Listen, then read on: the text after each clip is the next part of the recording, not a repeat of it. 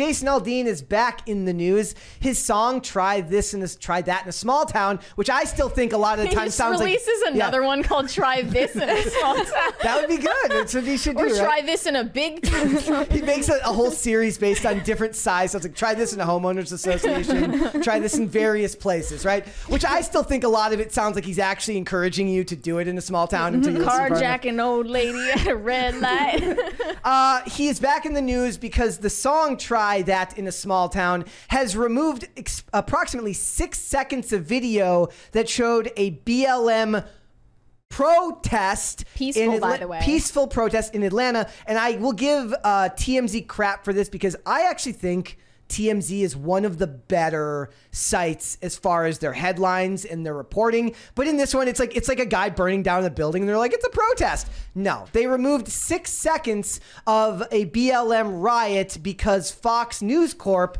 had requested permission to use 5 seconds of video from this riot in the music video, and Fox basically said to them, you can do it, but we need to first see the lyrics of the video, of the music, so that we can, I guess, confirm that it falls in line with our values. They sent them a copy of the video of the song to listen to, but no like transcript of the lyrics, and they're using that as their way to then say, we want you to remove this footage from your video.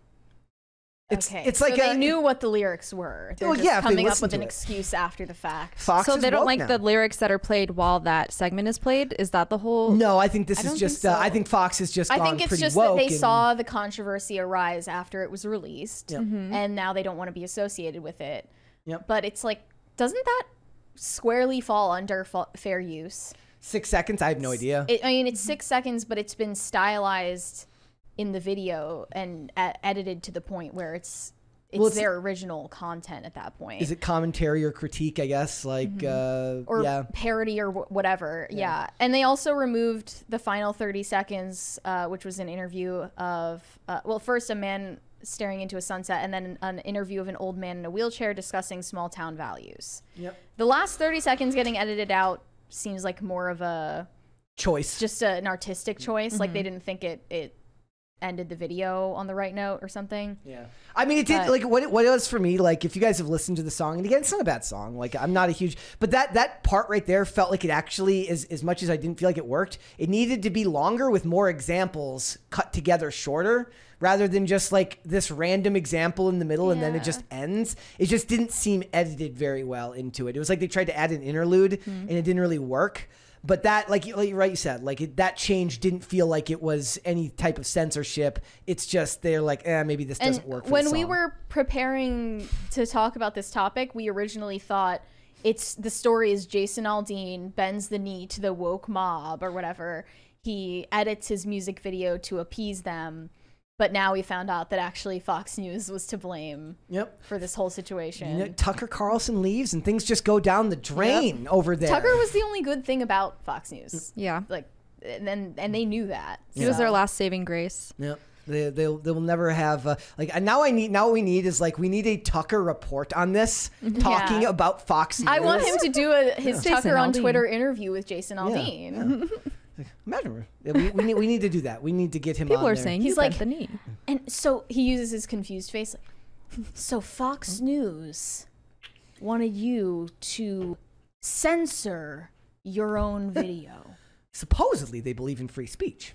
That doesn't sound very free speech to me. Like it just doesn't work, right? And I think people are kind of realizing more and more now that Fox is really just.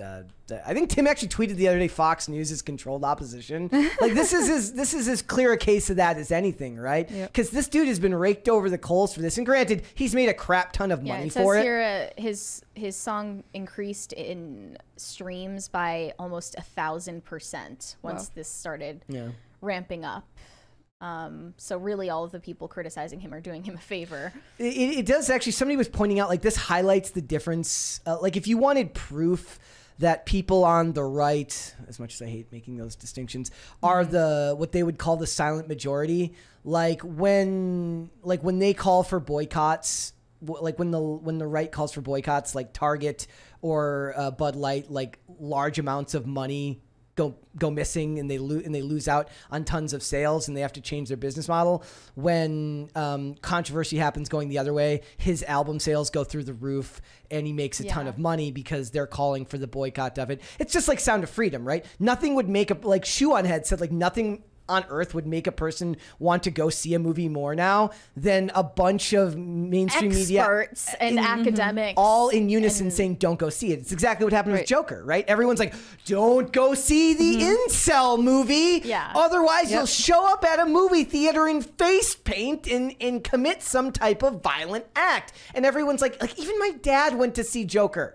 My dad doesn't go to the movie theater. My dad just no. So if you have Streisand affected your project so much that people are just turning out of the, like my dad turning up at Joker was like the definition of like, holy crap, this made it, above and beyond a story that it needed to be. And the same thing happened to Sound of Freedom. It's like outpacing Mission Impossible now. Nice. It's making more money than Mission Impossible. And Tom Cruise has, all of Scientology and his star power behind it. That's what's kind of happening with Barbie too. Yeah. I think people are just hate watching it. Think so? I mean, the right-wing influencers are probably making a lot of money off of talking about Barbie. Yeah. Talking and crap about it. Bringing more attention to it just makes people morbidly curious and they want to see it. Yeah, exactly. I want to see after this today, I think I'm going to watch the Tucker and Ice Cube go on a drive through LA. Like, I love the idea of like, there's just Tucker's hanging out with all these people that you just. It's like comedians in cars getting coffee. But like now all we need is we need Tucker, Ice Cube, and Andrew Tate. In like a panel Carlson van. and Cube in cars getting coffee. Yes, and they do it, and it's like all of them in like a minivan, and they go driving through LA or a station Casper wagon. will sponsor it In a Cybertruck. There you go. Elon's driving, but he doesn't actually have to drive because it's self-driving, so he just gets to sit in the front seat and talk about Grimes and his kids. That'd be great. And no, what it is, it's him justifying why they changed the name of Twitter to X to Tucker. Because he's gonna have to do that at some point. Did you see the other thing that like some insane person on Twitter posted? It's like I guess they said the X logo looks like a Nazi flag or something, what? like a German flag or something like that. And somebody's like, that is the stretch of the century. Yeah. Well, when you look at it now on your browser, it just looks like a pin that's pinning a note. Like X a marks- thread. X And then marks- they're really just copying threads at that point. He makes it threads with a Z. Yeah. That's something he would do. Like THREDZ threads. It's horrible. But it should be noted, by the way, that Jason Aldean didn't write this song. No. So I don't know why everyone is so mad at him. He just agreed to be the one to release it. Yeah. It could have been anybody. Oh, there's a lot of. I'm sure the guy that actually wrote it, or the group of people that wrote it, is probably like laughing to themselves. He's got the now sweet spot that- right now. Hopefully he's getting the royalties because the song's making more. Actually, he's probably not. To be honest, he's probably not. But like, hopefully he's making a ton of money and he's getting none of the controversy. That's the sweet spot. That's what you want right there. You don't want to have to deal with all of the back and forth that's going on for something like this. And Aldean performed this song at like the CMT, at like a CMT show over the weekend or something like that. No, I'm sorry. The CMT Awards, like CMT did like a thing and he performed it, but they wouldn't play the video in the background of the performance because, it's a racist song that's pro-lynching. That's what they keep calling it. It's a pro-lynching They say it's song. pro-lynching because he performed it at this courthouse that apparently was the site of a lynching like a century ago, which I'm sure Jason Aldean had no idea. And no one involved in making the music video had any idea. He's about. like, dude, I'm a country singer. Like, I'm not a historian. Yeah. I'm a country singer. Like, they're not the same thing. Did you know that? They're not the same thing at all.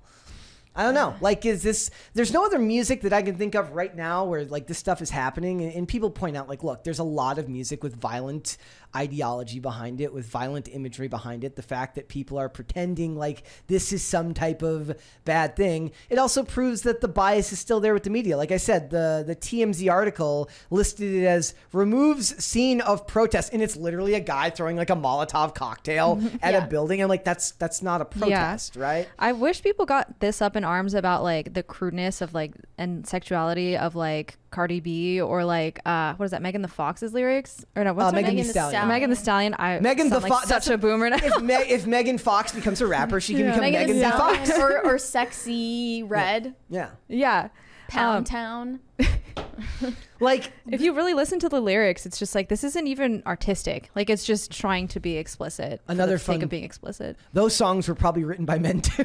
Yeah, good point. To be completely honest, like Probably. I don't know. Let's find. Like, can we look it up? Can we figure out who wrote Pound Town? Who wrote? I want to know who wrote WAP. Yeah. Who wrote WAP? gonna be in your it search might have history been forever. them. It might have been Megan the Stallion. Let's see. Writers: Cardi B, Megan Pete, Austin O. So Frank Ski, Keith. Like 9 people on the listed on the rating. So it's like it takes 9 people to say wet ad. Yeah. Like I can't say Wow. that. You know, like I just Wet imagine ass P word. like a guy is like he's like, okay, so here's the song, and he's like trying to explain to her like how she's like what the song concept, is. they're like, yes, so it's yes. a wet. So it's mostly men that wrote that song. No, it looks like a majority. I mean, I'm assuming Megan Pete is a girl. Well, that's Megan the Stallion. And then Austin O. I don't know who Austin O is, but he's probably a songwriter. It's probably a feminist. Probably not. Probably a male feminist icon. But yeah, like, and I agree. Like those songs are every bit as vulgar and what they would call detrimental to society, but nobody has anything to say about it because that's what you're encouraged to make music about in those industries. It's never bothered me. Like I grew up listening to I loved Missy Elliott growing up. Yeah, no, I did too. And Like- Phil tweeted about this and said, I literally wrote a song about conducting a raid and intentionally killing someone in their own home. Musicians do this stuff all the time. Yeah, It's yeah. nothing new. So wait. So okay, then here's a question for you. Kathy Kushner in the chat says WAP is so degrading. Would it be more degrading if WAP was written by a man, or is it more degrading if it's written by a woman? I think definitely by a man. Okay. Yeah. So it's more degrading to women as a whole, or is it just what do ultra you- empowering to the one who agrees to perform it and make all the money? I'm sure there are plenty of examples other than WAP that a man has written a super vulgar song about women and their bodies and a woman performs it and it's considered empowering. Busta Cap is right. Two Live Crew did do better than all of this. Two Live Crew's lyrics were very, very crude. I'll show you guys off air. Your ears, I'll put up an explicit label, a parental advisory sticker before we do it. You'll feel much older after listening to it. Look, you know what they need to do then? I've got the solution. We can have Jason Aldean perform with Megan Thee Stallion and Cardi B, and they can try that WAP in a small town, and they can perform these together since they seem like they're homogenizing all the Try that music. in a small WAP. Yeah, well, WAP that in a small town. That's what they can do that. Like Small town WAP. and what they'll do is they'll play it at it'll be the anthem for small town strip clubs. That's what it'll be for where all the where even the night shift strippers look like day shift strippers in a big city. You know, it's solved funny the that culture people problems. were surprised that Lil Nas X is gay after Old Town Road was his first hit. Really? Did you listen to the lyrics of that song? Yeah. Who's the But I find a lot of the vulgar rap music funny. I'm not gonna. It is. It's catchy. I don't. This doesn't defend me, nor does the the vulgar rap. There's a really funny one that's come out now called Small Wee Wee. Okay. I'll send that one to you later too. But it's there's a whole what it has become TikTok rap where it's the idea is you make this because people are going to make reaction videos to it. So the idea. The remix of Toxic Gossip Train by Colleen Ballinger. Yeah. That's just called Bussy. Yeah. So this one is basically the idea is it's a guy talking about how he has got a small and the whole thing is people they're in the whole meta is people are driving in their car and they're like, what the what am I listening to and why is this on the radio right now? But is that any more vulgar than what Cardi B wrote? And that's a radio song. So it's it's all kind of gross, and now we need Tucker to interview Jason Aldean so that he can explain what exactly is or is not appropriate in a small town, because I just don't know anymore. I'm ready for commentators in Cybertrucks getting coffee. Thanks for watching. Listen to full episodes of Pop Culture Crisis on Spotify. Keep up with us on social media and make sure you subscribe and ring that bell so you never miss the show. Bye, guys.